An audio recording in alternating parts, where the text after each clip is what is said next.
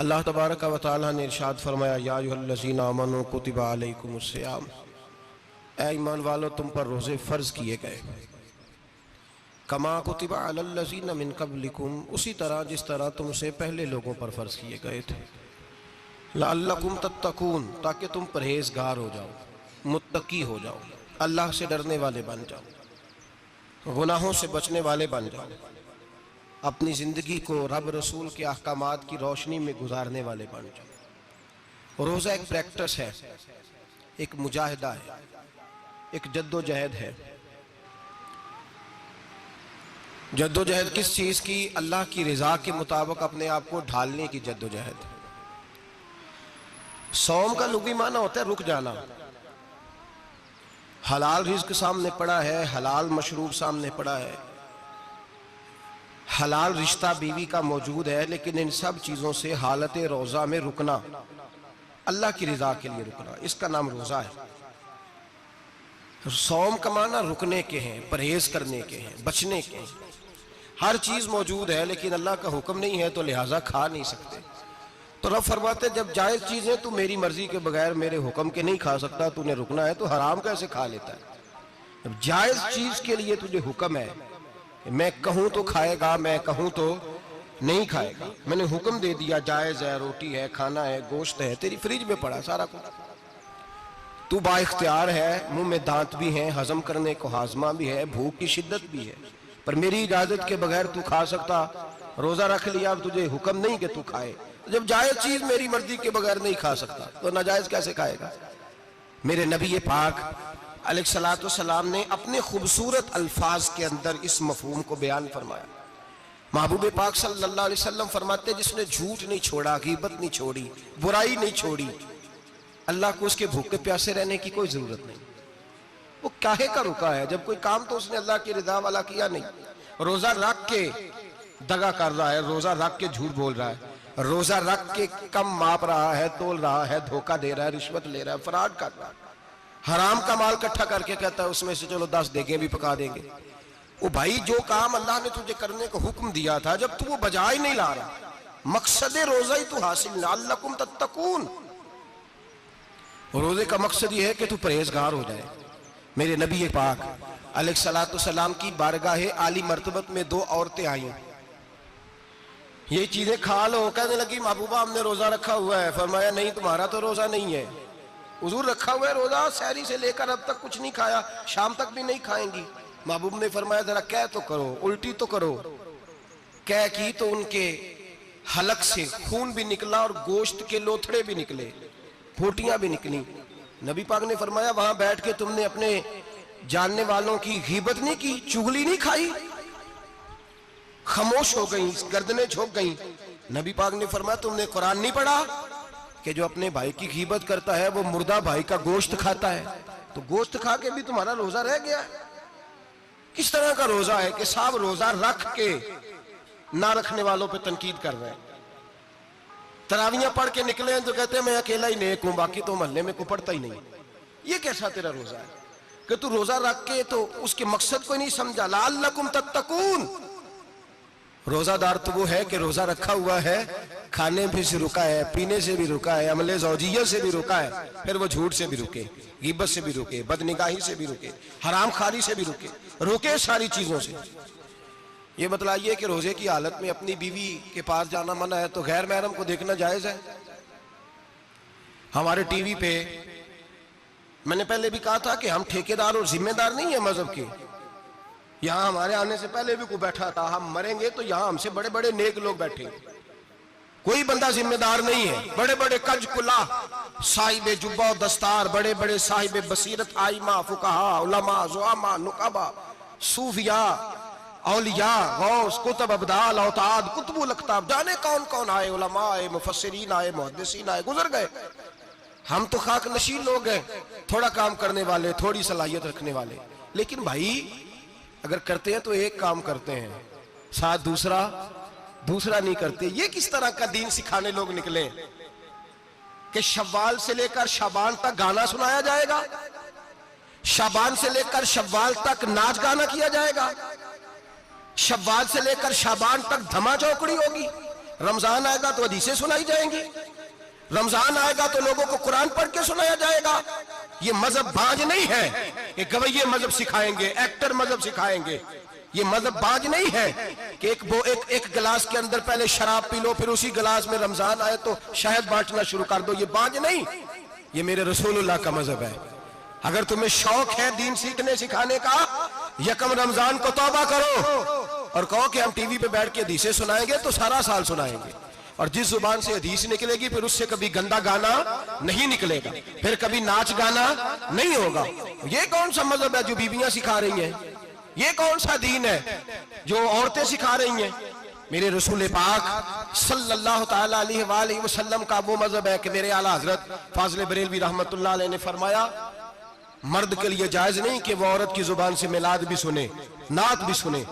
मर्द के लिए जायज नहीं, मर्द को मर्द सिखाएगा, औरत सिखाएगी तो औरतों को सिखाएगी। बेशक आप सवेरे फतवा दीजिए कि छोटी सी मस्जिद में बैठ के, छोटे से कोने में बैठ के छोटा सा मौलवी, और वहां तो इतने इतने बड़े मुफ्ती टीवी पे बैठे हुए, वो गलत है तो सही है कैसे हो गए? सुनो, मेरे नबी पाक अलैहिस्सलातु सलाम के मजहब का हुस्न ये है कि इस्लाम कहता है एक नजर बीबी को देखा किसी ने गलती से तो माफी हो जाएगी, दूसरी नजर शहवत से देखा तो हराम है उसके लिए। वो पाकिस्तान का मौलवी हो या सऊदी अरब का शाह हो, किसी के लिए औरतों के बीच फिरना उठना बैठना जायज है? मेरे नबी पाक सल्लल्लाहु ताला अलैहि वसल्लम ने फरमाया, मैं औरतों से मुसाफा करने नहीं आया। और मेरे नबी पाक सल्लल्लाहु अलैहि वसल्लम ने फरमाया, हुजूर फरमाते लेकिन ना कुत्ता बिल्कुल नापाक नहीं होता, कुत्ते का थूक नापाक होता है, या कुत्ता गीला हो जाए तो नापाक होता है, लेकिन खिंजीर सारा नापाक होता है, कुल नापाक है खिंजीर। नबी पाक ने फरमाया खिंजीर भी हो और गंद में लिथड़ा हुआ भी हो, पेशाब में लिथड़ा हुआ हो, गोबर में लिथड़ा हुआ हो, पखाने और फुजले में लिथड़ा हुआ खिंजीर हो, उसका जिस्म तेरे साथ टकरा जाए तो इतना बुरा नहीं जितना गैर महरम औरत का वजूद तेरे साथ टकरा जाए तो बुरा है। इस हद तक मेरे नबी पाक सल्लल्लाहु और गुंबद के मामले में फतवा देने वाले, या रसूल अल्लाह कहने पर कुफर का फतवा देने वाले और बड़ी बड़ी बातें करने वाले खामोश क्यों हो गए? या अय्युहल्लज़ीना आमनू ला तत्तखिज़ुल यहूद वन नसारा औलिया। रब फरमाता है यहूदियों और ईसाइयों को दोस्त ना बनाओ, ये तुम्हारे दोस्त हो सकते, ये तुम्हारे सज्जन हो सकते। जब अर्श का मालिक कह रहा है सज्जन नहीं हो सकते तो तू दोस्ती की बात कैसे बढ़ा रहा है? या रसूल अल्लाह हमारे सज्जन कौन हो सकते हैं? फरमाया तुम्हारा दोस्त वो हो सकता है जो मोहम्मद अरबी का गुलामी करने वाला हो, जो रसूलुल्लाह की नौकरी करना हो, दोस्त होगा। दूसरा दोस्त हो सकता, कोई एक्टर मजहब नहीं सिखाएगा, कोई गवैया मजहब नहीं सिखाएगा।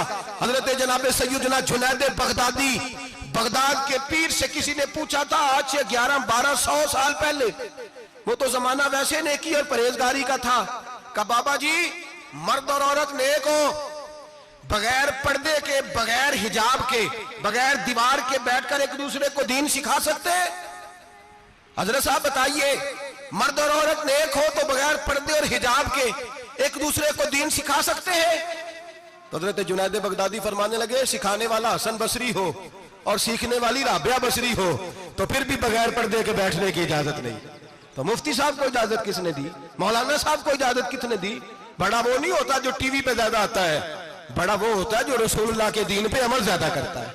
हजरत अब्दुल्ला इब्न मसूद रदी अल्लाह ताला अन्हु फरमाते हैं ज्यादा बातें करने वाला आलिम नहीं होता। हुजूर फिर आलिम कौन होता है? फरमाया पढ़ो कुरान, इन्नमा यख्शल्लाह मिन इबादिहिल उलमा। फरमाया बड़ा आलिम वो होता है जो अल्लाह से ज्यादा डरता है।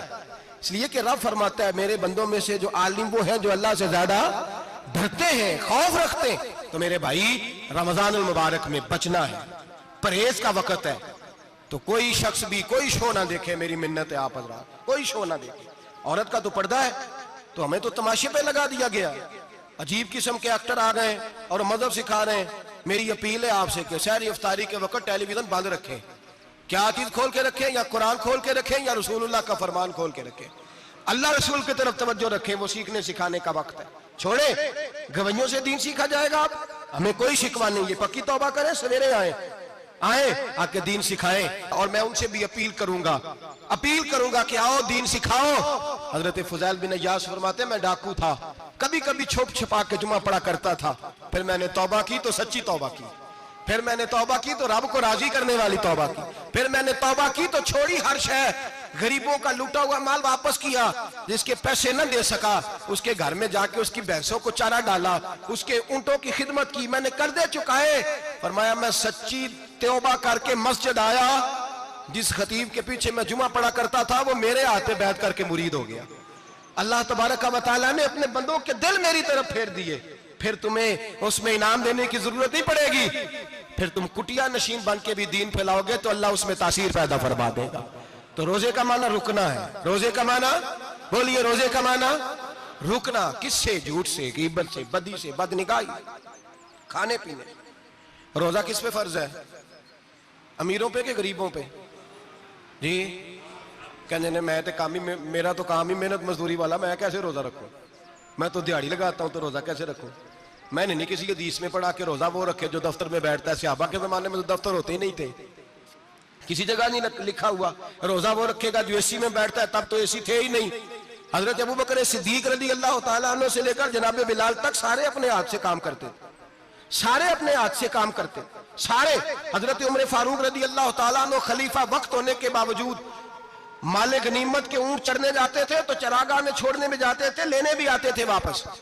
सारे लोग अपने हाथों से मुशक्कत वाले काम करते। हजरत बिलाल मजदूरी करते, सलमान फारसी मजदूरी करते, मिकदाद मजदूरी करते, सहाबा मजदूरियां करते, रोजे रखते। और रमजान के जाने का वक्त होता तो दरे रसूल पे खड़े होकर अर्ज करते, महबूबा दिल नहीं भरा, दिल करता है कभी रब सारा साल ही रोजे रता करे, सारा साल रमजान दे तो हम सारा साल रोजे रखने को तैयार है। जज्बा था, ताकत थी, हिम्मत थी। आज नौजवान लड़का है, कहता है मुझसे भूख बर्दाश्त नहीं होती। मेरे भाई रब बीमारी ला देना, अल्लाह से दुआ मांगे, अल्लाह शिफाए अता फरमाए, और दुआ करें अल्लाह आजमाए से महफूज फरमाए। अब यकीन करें, मैंने लोगों को देखा है हलक से कतरा नहीं उतरता, खुराक की नाली लगी हुई है, आला ग़िज़ाएं पकी हुई पड़ी है। अर्श का मालिक कहता है मैं तेरे हलक से गुजरने नहीं दूंगा, कानून बन गया। मैंने देखा है ड्रिप पे लोग जिंदा है, बोतल लगी हुई है, ग्लूकोज की, गुजारा चल रहा, आला ग़िज़ाएं पड़ी हैं, लाखों रुपया तिजोरी में पड़ा है। मालिक कहता तू नहीं खा सकता तो वो खाने नहीं देता, नहीं खाने देता। एक शख्स यूरोप के इलाके का, मैं किसी कालम नवीस का पढ़ रहा था, वो कहता मेरी खरबों में जायदाद है, लेकिन मेरे मिद्दे में ऐसी तकलीफ है कि मैं आटे को छान कर जो ऊपर से बूरा निकलता है सिर्फ वो खा सकता हूं, उसके अलावा मैं कायनात की कोई नेमत खा नहीं सकता। और मेरे भाई वो जब चाहे तो बड़े बड़े खाने खाने से तुझे रोक दे, तेरे दांत चबाने के काबिल ना रहे, जुबान निगलने के काबिल ना रहे, मैदा तेरा हजम करने के काबिल ना रहे, वो जब चाहे तो जो मर्जी कर ले। वो कहता चल तू मेरी मर्जी पे चलना, एक महीना मेरे कहने पे ना खा, एक महीना मेरे कहने पे ना खा, तो या अल्लाह तू क्या करेगा? फरमाया सौमु तसहु, मेरे नबी पाक ने फरमाया तुम रोजे रखो, अल्लाह तुम्हें सेहत अता फरमा देगा, अल्लाह तंदुरुस्तियां दे देगा, शिफाएं दे देगा। तुम रोजे रखो, अल्लाह तुम्हें, सुभान अल्लाह, अल्लाह तुम्हें, अल्लाह ताकत देता है, हिम्मत देता है, अल्लाह हिम्मत देता है। मैंने देखा है, मैंने बुजुर्गों को देखा है, ज़ईफ लोगों को देखा है, कमजोर लोगों को देखा है, मैंने देखा है रोजे रखते हुए, मजदूरों को देखा है रोजे रखते हुए। मैं अपने अब्बा जी को कहता, अब्बा जी इतनी सख्त गर्मी और मजदूरी आप करते और मजदूरी के आलम में रोजा रखते, तो कहते पुत्र रोजा की आंदा है, रोजा कदों को जाता है, रोजा अपनी जगह ते मजदूरी अपनी जगह होते। और कई दफा मैंने फरमान लगे, मैंने यार समझ कोई नहीं लगती, पता नहीं रोजे चला ताकत कितों दे छड़दा है, नहीं ज्यादा काम भी ज्यादा करीदा है ते रोजा भी भाई सौमु तसहु, मेरे मुस्तफा ने फरमाया तो रोजा रख, अल्लाह तुझे सेहत अता फरमा देगा। रब ताला तुझे, यहाँ होटल खुले हुए हैं,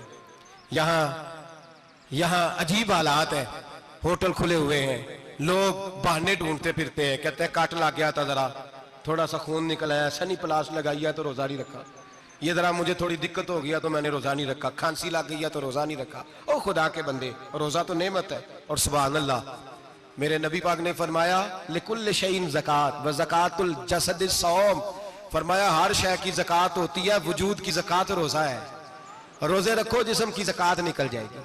फाका करना भी मेरे नबी पाक की सुन्नत है, मिसवाक करना भी सुन्नत है, और फाका करना भी, मिसवाक वाली सुन्नत ज्यादा अपनाते हैं लोग, फाका करना भी नबी पाक की सुन्नत है।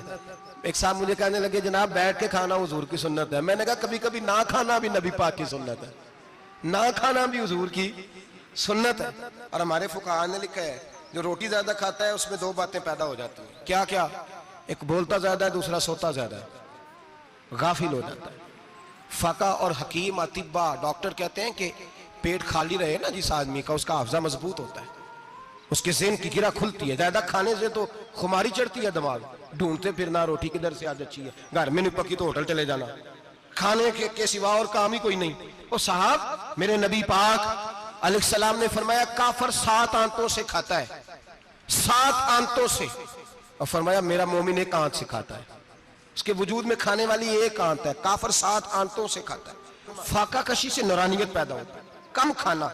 देखे ना नबी पाक सल्लल्लाहु अलैहि वसल्लम ने अल्लाह से फाका मांग के लिया, या अल्लाह 1 वक्त रोटी दे, 1 वक्त का फाका दे, मांग के लिया है नबी पाक ने, मांग के। हजरत अबू हुरैरा रदी अल्लाह ताला अन्हु फरमाते हैं भूख ज्यादा लगती थी ना जब मुझे, तो मैं हजरत उमर से, अबू बकर से, उस्मान, मौला अली से कोई मसला पूछ लेता था, और जब मैं मसला पूछता था तो वो मुझे रोटी खिला देते थे। जब मैं उनसे मसला पूछता तो वो मुझे, हजरत अबू हुरैरा फरमाते हैं मुझे भूख लगी, मैं हजरत उमर के पास गया, उनसे मसला पूछा। उनका रिवाज था जब मैं मसला पूछता तो पहले रोटी खिलाते। हमारे बुजुर्ग ये फरमाते हैं कि खाने खिला के दीन पढ़ाओ, सिर्फ तुम्हारा कुतुब खाना नहीं खुला होना चाहिए, तुम्हारा दस्तरखान भी खुला होना चाहिए। किसी ने नबी पाक सल्लल्लाहु अलैहि वसल्लम से पूछा था बेहतरीन मुसलमान कौन है, हुजूर ने फरमाया जो सलाम लेने में पहल करे और रोटी ज्यादा खिलाए, जो रोटी से हर वक्त फिक्र करे आ यार तू रोटी खा ले, रोटी खाने की तरफ तवज्जो दिलाए। खिलाना सुन्नत है, ज्यादा खाना इसमें भी फर्क रखे। तो नबी पाक सल्लल्लाहु अलैहि वसल्लम के सहाबी हजरत अबू हुरैरा रज़ी अल्लाह ताला अन्हु फरमाते हैं मैंने हजरत उमर से मसला पूछा, मैंने कहा हुजूर मसला बताएं, तो कहते पहले उनकी आदत थी जब मैं मसला पूछता तो रोटी भी खिलाते, आज उन्होंने मसला ही बताया है, रोटी को नहीं खिलाई। तो मुझे कहने लगे अबू हुरैरा तू सोचता होगा रोटी नहीं इसने पूछी, तूने कब से खाना नहीं खाया? मैंने कहा आज सुबह से। तो जनाब उमर कहने लगे मैंने कल सुबह से नहीं खाया। चल अबू बकर सिद्दीक के घर मसला पूछते हैं। कहते जनाब सिद्दीक अकबर के दरवाजे पे गए, जाकर के उनसे मसला पूछा। उनकी भी आदत थी जब कोई मसला पूछने जाते तो दस्तरखान बिछा लेते, कहते आओ रोटी भी खिलाता हूँ मसले भी बताता हूँ। कहते हैं गए तो उन्होंने भी मसला बताया, रोटी कोई ना पूछी। तो कहने लगे उमर अबू हुरैरा तुम लोगों ने कल परसों से नहीं ना खाया होगा। और अबू बकर को 4 दिन गुजर गए हैं, थोड़ा सा दूध मिला है या खजूर मिली है, रोटी कोई नहीं मिली। चलो दरे रसूल पे चलते, आओ हुजूर की बारगाह। कहते हैं नबी पाक की बारगाह में आए, हुजूर ने चेहरे देखे, करीम से मसला नहीं पूछना पड़ा। मेरे मुस्तफा करीम ने फरमाया भूख लगी हुई है तुम तीनों को, 3-4 दिन हो गए। अल्लाह के रसूल ने फरमाया मुझे पूरा हफ्ता हो गया है। सबब कुछ और है जिसको तो खुद समझता है। जवाल बंदा ए मोमिन का बेजरी से नहीं, भूख नुकसान का वजह नहीं बनी, वजह कोई और बनी है। रिश्वतें जो बाजार गर्म हुए हैं लूट मार के, ये रोटी के लिए नहीं, ये ज्यादा खाने के लिए, ये बैंक बैलेंस के लिए गर्म है। ये लूट मार का मकसद कोठियां बनाना है, रोटी का तो रब करीम का वादा है। जो रोज रोता है शाम को कि मेरा कारोबार कोई नहीं, असल में कहता बंगला कोई नहीं, असल में कहता कार कोई नहीं, पजारों कोई नहीं, रोटी तो अल्लाह अता फरमाता है, उसका वादा है। फरमाया हुजूर ने 3 दिन बीत गए, चलो मेरा बेतकल्लफ सहाबी है अबुल हसन अंसारी, वो बड़े नसीब वाले होते हैं जिनको मेरे नबी पाक खुद कहते थे कि तेरी फलानी जिम्मेदारी है। इस जमाने का तो किसी को कह दिया जाए तेरी जिम्मेदारी है तो कहते ये तो फटीके डालने लग गया, यहां से तो छुट्टी कर देनी चाहिए। खुश होते थे सहाबा के हमारी जिम्मेदारी लगी। कहते हैं हजरत अबुल हसन अंसारी के घर गए, नबी पाक ने फरमाया भूख बड़ी लगी है खाना ला। कहते हैं हुजूर ने उसे कहा तो उस आदमी को तो वजद ही हो गया, उसने कहा मेरे इतने नसीब कि हुजूर का ये खाना खिला। आओ देखो दुनिया वालों, आज जो सबसे ज्यादा इज्जत वाला है वो मेरा मेहमान बना हुआ है। फरमाते हैं वो दौड़े गए, बकरी उठाई, जिबा की, बीवी को कहने लगे रोटी तैयार कर। उधर खजूरें तोड़ी, अंगूर तोड़े, कहने लगे हुजूर आप जब तक तनावुल करें तब तक खाना पक जाता है। हजरत उमर कहते हैं रोटी पक के आई, बड़ा प्यारा गोश्त, बड़ा अच्छा सालन, बड़ा खूबसूरत खुलूस वाला खाना। फरमाते हैं मैंने बड़ा ही खाया। नबी पाक ने ना एक रोटी ली और छोटी चपाती, थोड़ा थोड़ा सालन कोनों से, और जब नबी पाक ने खा लिया तो हुजूर की आंखों में आंसू आए। हजरत अमर कहने लगे हुजूर रोए क्यों? नबी पाक ने फरमाया सोचता हूँ 7 दिन के फाके के बाद खाया है, पर डरता हूँ रब इसका हिसाब पूछेगा तो जवाब कैसे देना है, इसका हिसाब भी तो देना है ना जो खाया है। तो हजरत उमर फारूक के हाथ में कुछ चीज थी, जोर से जमीन पे मारी, कहा महबूबा 7 दिन के बाद भी रोटी खाए तो हिसाब देना है। नबी पाक फरमाने लगे उमर वो मालिक है ना, तो जब देता है तो हिसाब नहीं ले सकता, हिसाब तो देना है, हिसाब तो देना है, तैयारी रखो। सहाबाए किराम फरमाते हमने इरादा किया कि आज के बाद हम फिर फाके करेंगे, कम खाएंगे, इसलिए कि हिसाब देना। मेरे भाई वो फाका कशी करते थे, डरते थे।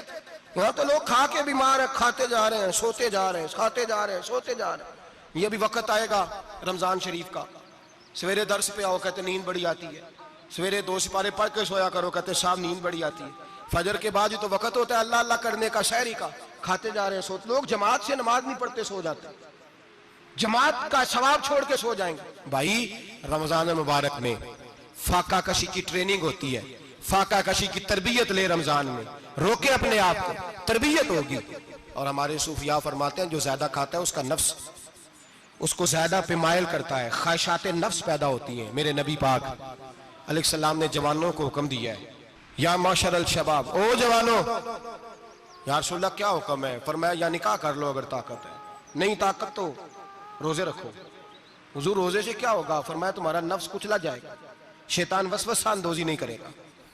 आज नौजवान बढ़ बढ़ के खाता है, बहुत ज्यादा खाता है, कभी इस होटल से खाता है, कभी उस होटल से खाता है। इतना ज्यादा खाएंगे तो नफसानी कुव्वतें उछल करके आएंगी, मुश्किल हो जाएगा। शादियां देर से होती हैं, माँ बाप आंखें बंद करके बैठे हुए हैं। अगर माँ बाप की जिम्मेदारी हो और माँ बाप निकाह ना करे तो नबी पाक ने फरमाया बच्चे गुनाह करेंगे तो जितना गुनाह बच्चे को उतना बाप को भी होगा। तो माँ बाप चुप है, दूसरा शादी मुश्किल बड़ी है, महंगी बड़ी, और तीसरा नहीं कर रहे कुछ लोग तो रोजे भी नहीं रख रहे। तो रमजान उनके लिए भी वक्त है, नफसानी कुव्वतें कुचली जाएंगी। खाना जितना कम खाया जाएगा उतना वजूद के अंदर नफसानी ख्वाहिशात कम पैदा होंगे। तो रमजान तो प्रैक्टिस है मुजाहिदे की, दीन की। और दूसरा, मेरे हबीब पाक सल्लल्लाहु अलैहि वसल्लम ने फरमाया है, हुजूर फरमाते हैं कि रमजान और कुरान का आपस में रिश्ता है। कुरान पाक कितना पढ़ना चाहिए रोजाना? ज्यादा से अल्लाह जज़ा दे, उम्मीद है आप ज्यादा से ज्यादा ही पढ़ते होंगे। भाई सुने, हदीस मुबारक में नबी पाक ने फरमाया रमजान और कुरान दोनों मिल के ना, बड़ी प्यारी हदीस है, फरमाया दोनों मिल के अल्लाह की बारगाह में मेरी उम्मत की सिफारिश करेंगे। रमजान और अल्लाहु अकबर। किस तरह? नबी पाक फरमाते हैं रमजान कहेगा ए अल्लाह दिन के वक्त मैंने इसे तेरी रजा के लिए खाने पीने से बाज रखा, और कुरान कहेगा या अल्लाह रात को तेरी रजा के लिए खड़ा होकर ये कुरान सुनता था। रमजान और कुरान दोनों सिफारिश करेंगे। हम ना बड़ा कुछ पढ़ते हैं, सुनते हैं, सीखते हैं। अब यकीन करें, ये खाते भाई का भाई से इख्तलाफ हो जाए ना तो वो 30 साल पुराने खाते खोल के ले आता है, सारी रात ढूंढता है कि मेरे पैसे कहां से निकलते हैं, पढ़ लेता है। कुरान पाक की बारी आती है तो नहीं पढ़ते कुरान पाक। अब्बा जी का खत्म होता है तो मांगते फिरते हैं, कहते 2 कुरान पाक, 10 कुरान पाक। ये बातें बतानी नहीं चाहिए, करनी नहीं चाहिए, लेकिन चूंकि तरबियत के लिए बैठा हूं तो कर देता हूं। मेरे शागिर्दों से पूछें, यहाँ मदरसा है अल्हम्दुलिल्लाह, दर्जनों तलबा है, असातिज़ा है, मेरे पीर भाई हैं, और मेरा ये दावा है कि शायद कोई किसी से इतना प्यार करता हो जितने मेरे शागिर्द और मुरीद मुझसे करते हैं। लेकिन मैंने कभी किसी से नहीं कहा कि जरा सूरत फातिहा पढ़ के देना, मैंने अपने अब्बा जी को सवाब देना है। पूछ लें किसी से नहीं कभी कहा, कभी नहीं मैंने कहा कि जरा मुझे थोड़ा सा कुरान पढ़ दें। मैं इसको नाजायज नहीं कहता, पढ़वाना चाहिए, लेकिन मैं अपने वालिदैन के लिए कभी सवाल नहीं करता कि मुझे जरा पढ़ के दो, मैंने बख्शना है। इसलिए कि मैंने जाती तौर पे रूटीन बनाई है। मैं समझता हूँ कि कायनात के अंदर मेरे ऊपर जिन लोगों ने एहसान किए उनमें सबसे ज्यादा हिस्सा मेरे माँ बाप का है। मैं समझता हूँ इस बात, कितना नालायक हूं मैं कि मैं 1 महीने में एक कुरान पाक भी पढ़ के उनकी रूह को एहसास नहीं कर सकता। मेरा ये तरीका है जाती, मैं कदगन नहीं लगाता, मेरा जाती तरीका है। अल्हम्द से शुरू करो और 2 सूरतें छोड़ के कुरान पाक खत्म कर दो आखिरी, और फिर फलक और नास सूरतें साथ ले जाओ। यहां बैठ के साले सवाब नहीं करना, खत्म नहीं दिलाना, साथ ले जाओ, कब्र पे खड़े हो जाओ और फलक और नास सूरतें कब्र पे बैठ के तिलावत करो। और जो कुरान मजीद पढ़ा है उनकी रूह को वहां एहसास करो। ओ भाई, औलाद जब माँ बाप के लिए पढ़ती है तो उसे कहना नहीं पड़ता अल्लाह बख्श दे, इसलिए कि औलाद की नेकियां खुद ब खुद माँ बाप के खाते में जमा होती हैं, खुद नेकियां जमा होती है। मेरे भाई, तू बच्चों से ये तो मुतालबा करता है कि बेटा इस साल रमजान मुबारक में मेरे लिए सत्तू जरूर बनाना, फलानी चटनी जरूर तैयार करना, ये क्यों नहीं कहता बीवी से कि डिशे कम बनाना? तू भी बैठ के कुरान पाक पढ़, मैं भी कुरान पाक पढ़ता हूँ। इधर आओ बेटा, यहाँ बैठ के तिलावत करो, मैं भी करता हूँ। बेटी इधर आओ, बैठ के कुरान पाक पढ़ो। कितना वक्त लगता है? हाफिज और कारी और उलमा अगर पढ़े तो 20-25 मिनट लगते हैं कुरान पाक का सिपारा पढ़ने, और अटक अटक के पढ़ने वाला भी पढ़े तो 1 घंटा लग जाएगा। और मेरे नबी पाक सल्लल्लाहु अलैहि वसल्लम ने फरमाया जो कुरान पढ़ते हुए अटकता है अल्लाह उसे डबल सवाब अता फरमाता है। फरमाया जो जुबानी पढ़े सिंगल सवाब, जो देख के पढ़े उसे डबल सवाब। हुजूर क्यों? फरमाया इसलिए कि मेरा कुरान देखने पे भी अल्लाह सवाब अता फरमाता है। कुरान देखने पे भी अल्लाह सवाब देता है, देखने का भी सवाब है। रमजान शरीफ में कुरान पाक पढ़े, खोल के पढ़े। और मेरे भाई अगर तेरा बच्चा पढ़े, अगर तेरी बेटी पढ़े, कायनात का खुश नसीब बाप वो है कि बेटा कुरान पढ़े, चाहे नाजरा ही पढ़े, जिसकी बेटी पढ़े। जिंदगी में इन्हें इस काम पे लगा जाओ, मरने के बाद भी पढ़ेंगे। इमाम जलालुद्दीन सुयूती शाफई रहमतुल्लाह अलैह फरमाते, हजरत ईसा कब्र के पास से गुजरे, कब्र पे अजाब हो रहा था, अल्लाह का गजब बरस रहा था। जनाब ईसा इस्तिगफार पढ़ते डरते गुजर गए। थोड़ी देर के बाद, चंद घंटों के बाद गुजरे तो उसी कब्र पे फूल खिले हुए थे, रहमत बरस रही थी। हजरत ईसा अलैहिस्सलाम अर्ज करने लगे, मौला तू बेनियाज है, मेरी ताकत नहीं तेरे कामों में बोलने की, पर अभी तो यहाँ अजाब हो रहा था, अभी रहमत बरस रही है। जनाब ईसा कहते हैं आवाज़े खुदाबंदी आई, ईसा बंदा बड़ा गुनाहगार था, पापी था, मुजरम था, खताकार था, लेकिन जब इसका इंतकाल हुआ, इसकी बीवी हामला थी, उसके पेट में बच्चा था, बच्चा इसके इंतकाल के बाद पैदा हुआ। आज वो 4-4.5 साल का हुआ है, मकतब में गया है, मदरसा में गया है, उस्ताद ने बिस्मिल्लाह शरीफ पढ़ाई है, फरमाया उसने तोतली जुबान से कहा है बिस्मिल्लाहिर्रहमानिर्रहीम का। ऐसा मुझे बतला, इस जमीन पर वो मासूम जिसे अभी रहमान और रहीम कहना नहीं आता, वो तोतली जुबान से मुझे रहमान और रहीम कहे और मैं उसी जमीन पे उसके बाप को अजाब दूं। फरमाया उसने एक बार रहमान और रहीम कहा है, मैंने उसकी बाप की कब्र को नूर से मामूर फरमा दिया है, नूर से भर दी है कब्र, बरकत से भर दी है। अल्लाह करे मेरे बेटे भी कुरान पढ़े, अल्लाह करे मेरी बेटियां भी कुरान पढ़े, अल्लाह करे हम सब की औलादे कुरान पाक पढ़े। लेकिन ना इमाम आजम अबू हनीफा रमजान में 61 कुरान पाक पढ़ते थे। कितने? 60 थे एक। अल्लाहु अकबर। एक कुरान पाक दिन में पढ़ते पूरा, एक रात को पढ़ते, एक तरावी में पढ़ते। 61 कुरान पाक इमाम साहब पढ़ते। आप फरमाते मैंने छोड़ दिए सारे वजीफे, मैं सिर्फ रसूलुल्लाह का कुरान पढ़ता हूँ। रमजान सारा कुरान पाक, सारा रमजान। अब तो आदत ही नहीं रही हमें कुरान पाक की। अगर लोग नाराज ना हो तो महफिल नात होती है, तो तिलावतें कितनी होती हैं और नातें। हमने ज़ौक़ ही नहीं बनाया, ज़ौक़ ही नहीं बनाया हमने तिलावत कुरान का, इसलिए कि कुर्रा उलमा फुकारा इनको हम तैयार ही नहीं कर रहे, हम तो एक्टर पाल रहे हैं जो पैसे लेते हैं नात खानी के, माज़अल्लाह। ओ मेरे भाई, क्या कुरान मेरे नबी की नात नहीं? हजरत आयशा सिद्दीका रज़ी अल्लाह तआला अन्हा के पास सहाबा गए, कहने लगे अम्मा जी हमें नबी पाक का इखलाक बतलाएं। तो अम्मा जी कहने लगी जाओ जाके कुरान पाक पढ़ो, काला खुलुकुहुल कुरान, सारा कुरान मेरे नबी के इखलाक का ही नाम है। ये सारी नात है, ये सारी नात। इस नात को सुनने लोग क्यों नहीं आते? इतना राश में अपने नात में, उतना तरावी पे क्यों नहीं होता? और मिल्लत का जवान याद रखे, बूढ़े तरावियां पढ़ते हैं, ज़ईफ तरावियां पढ़ते हैं, घुटनों में दर्द है तरावियां पढ़ते हैं, बीमार बूढ़े तरावियां पढ़ते हैं, जवान वहां चौक में खड़े। क्या जवानी इसलिए है चौकों में खड़ा हुआ जाए? क्या जवानी इसलिए है कि सऊदी अरब जाने के लिए पासपोर्ट बनाना हो तो 2.5 घंटे खड़ा रहे तू, शनाख्ती कार्ड के दफ्तर तू खड़ा रहे, प्रोटेक्टर के लिए खड़ा रहे, काफिरों के सामने कासा लेसी करने के लिए तू खड़ा रहे, तू नौकरी पे जाए तो सारी रात खड़ा रहे और तू कुरान के लिए खड़ा नहीं होता? मेरे महबूब ने फरमाया मन कामा ईमानन व इहतिसाबन गुफिरा लहु मा तक़द्दम मिन ज़ंबि। फरमाया जो रमजान मुबारक में अल्लाह की रिजा के लिए गुनाहों की माफी के इरादे से कयाम करेगा, रातों को इबादत करेगा, अल्लाह उसके पिछले सारे गुनाह माफ फरमा देगा। नौजवान इरादा करें, प्रोग्राम बनाएं कि इंशाअल्लाह कुरान पढ़ना भी है, कुरान पढ़वाना भी है, सुनना भी है और इंशाअल्लाह बोलिए सुनना भी है और पढ़ना भी है और पढ़ाना भी। हिम्मत करें, दलेरी करें, आके खड़े तो हो, अल्लाह तौफीक अता करेगा। पहली बात यह कि रोजा रखें, दूसरी बात यह कि कुरान पाक की तिलावत करें, और रोजा रखें तो रोजे के सारे हुस्न समेत उसे रखें। नबी पाक ने फरमाया रमजान गमखारी का महीना है, गमखारी करें। हमारे जमाने में 2 किस्म की तकलीफें हैं। एक तो गरीब आदमी, उसका हाल यह है कि वो मांगते ही गुजारा करना चाहता है, उसने हाथ यूं कर लिया है तो अब उसका यूं होने को तैयार नहीं।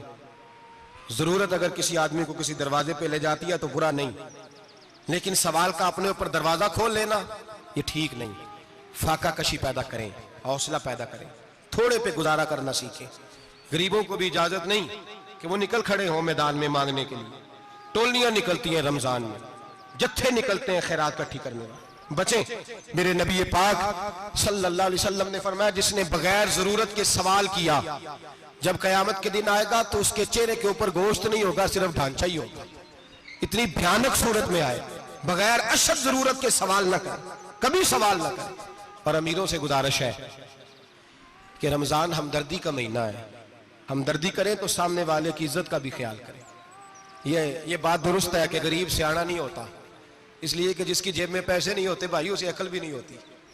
जिसके घर कार नहीं होती, उसे चलाने का तरीका, जिसके घर ओवन नहीं होता, उसे चलाने का तरीका भी नहीं आता। जिसके घर में चीजें होती हैं, उसे चलाना भी आ जाता है। जिदे घर दाने ओदे कमले भी उसके सियाने हो जाते हैं।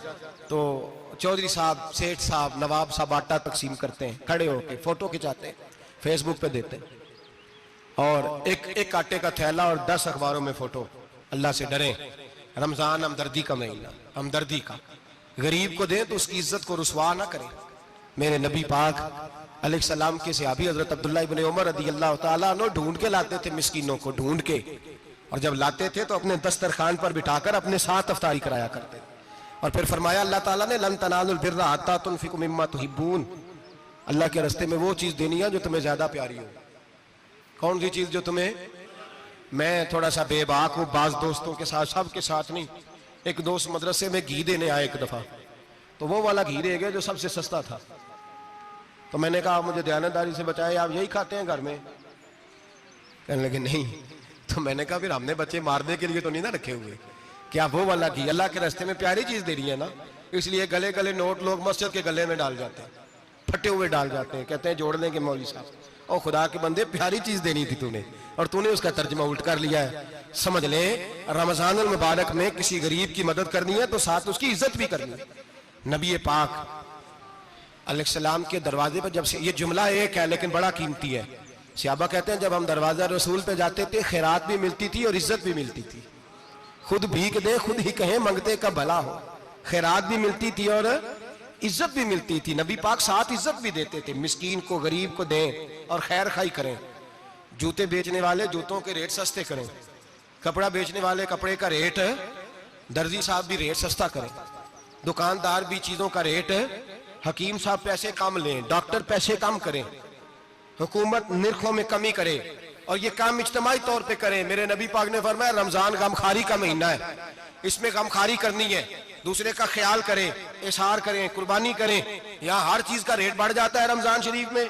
हर आदमी कहता है मेरा सीजन आ गया है, तवज्जो बढ़ाएं, ख्याल करें, गमखारी का महीना है। और फिर आप लोगों से ये भी गुजारिश है कि रमजान मुबारक का जब महीना आए तो जिस आदमी के साथ नेकी करनी है वक्त पे करें। किसी गरीब को पैसे देने हैं, कपड़े देने हैं तो यकम रमजान को दें। मैं अक्सर दोस्तों से पूछता हूं, मैं कहता हूं कारी साहब जोड़ा कदों देंदे हो? कहते 27 वाले दिन। मैं क्या मैनू लग गई समझ, ਤੁਹਾਡੀ ਸਾਜ਼ਿਸ਼ है कि जे ਸਵਾ के पा ना लवे।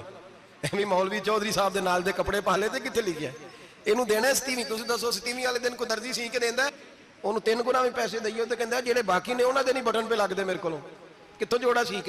तो किस दिन देते हो कारी साहब को? क्या मकसद है? पहनने के लिए दे रहे हो या इसलिए दे रहे हो कि ना पहन सके? तो भाई आप जब किसी को कुछ चीज देंगे तो कब देंगे? जब वो इस्तेमाल कर सके। गरीब को लोग फतराना देने जाते हैं ईद से एक दिन पहले, तो क्या करेगा उसका? वो ना तो कपड़े खरीद सका, ना रोटी ला सका।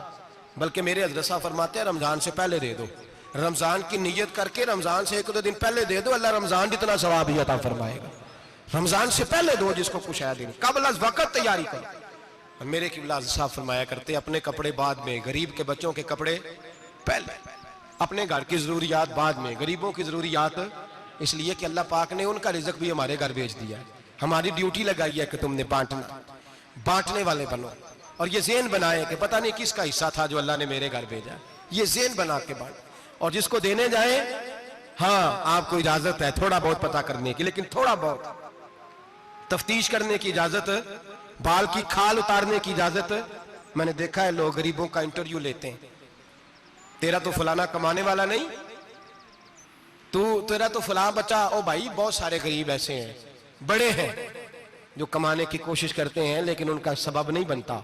हाँ हाँ है ऐसे लोग जो सऊदी अरब चले गए हैं, कहते हैं तेरा तो फलां बाहर नहीं गया, है गया है, लेकिन सारे सऊदी अरब जाने वाले भी माल कमाने की ताकत नहीं रखते। कई वहां भी बैठ के बेचारे कर्जों में उलझे हुए हैं, वहां वालों के जुल्म का शिकार है। बहुत सारी आजमाइशों में तू तफ्तीश करता है। मेरे इमाम शाफी का एक जुमला अगर आपको याद रह गया तो बात बन जाएगी। इमाम शाफी रहमतुल्लाह, बल्कि हजरत गौसे आजम जिलानी के पास वो बात आपको ज्यादा फायदा देगी। हजरत गौसे आजम जिलानी को उनका एक मुरीद समझाने लग गया, कहने लगा हजरत जी आप सबको ही देते रहते हैं, हर बंदा मुस्तहिक नहीं होता, जरा टटोल के दिया करें। तो गौसे आजम जिलानी फरमाने लगे भाई मुझे तो लगता है तू भी उन चीजों का मुस्तहिक नहीं था जो अल्लाह ने तुझे अता कर दी है। पहले तो बता तू मुस्तहिक था, तुझे अपनी हैसियत औकात का पता है जो अल्लाह ने तुझे दे दी है? ताकत थी, क्वालिटी थी, तेरे अंदर वो सलाहियत थी, रब ने तो नहीं तेरी तफ्तीश की कि तू काबिल है कि नहीं, तू अल्लाह के बंदों की तफ्तीश करता पड़ता है।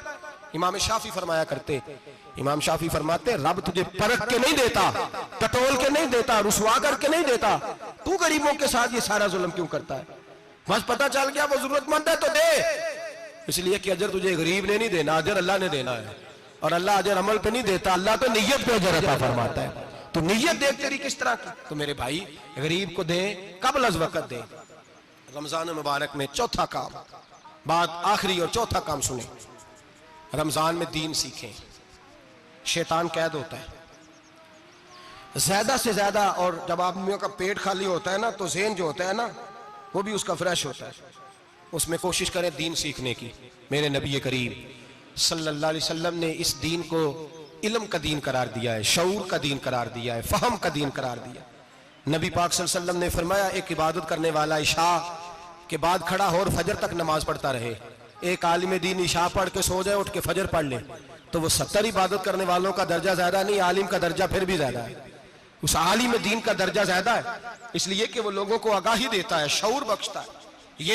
ये दीन जो है ये, और नबी पाक सल्लल्लाहु अलैहि वसल्लम ने फरमाया इबादत करने वाले पर आलिम का दर्जा उतना ही ज्यादा है जितना मेरा दर्जा अपने गुलामों पर ज्यादा है। आलिम को हुजूर ने इतना बड़ा मकाम दिया। दीन सीखे।